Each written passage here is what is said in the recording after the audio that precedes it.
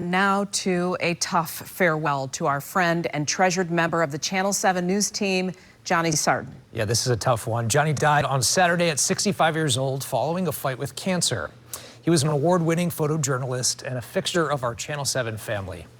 Johnny was everybody's friend, constantly positive, extremely modest, and always dependable. Johnny, also a key member of our investigative team, working closely with Heather Catallo and Ross Jones.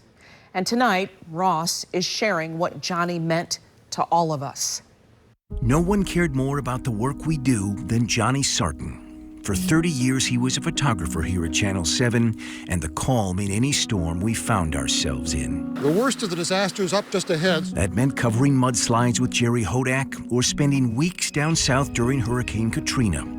But for most of Johnny's career, he chased a different kind of storm. This city. No, I'm not going to turn the camera off. You can get out of my office. With his camera lens, Johnny brought corruption into focus, from the dirty deals of the Kilpatrick administration to criminal conduct inside Wayne County government. Very basic questions about dates and when things were written. I don't understand why you can't answer them. They remedy. There's a review going on. You'll find his fingerprints on some of the most important investigations we've ever done.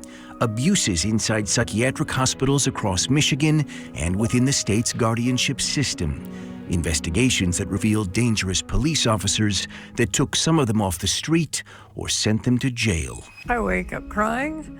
I can't go to sleep. But Johnny's superpower was his compassion. He brought comfort into every room he entered. It wasn't a technique, it was simply who he was. You could trust him with the story of the worst day of your life.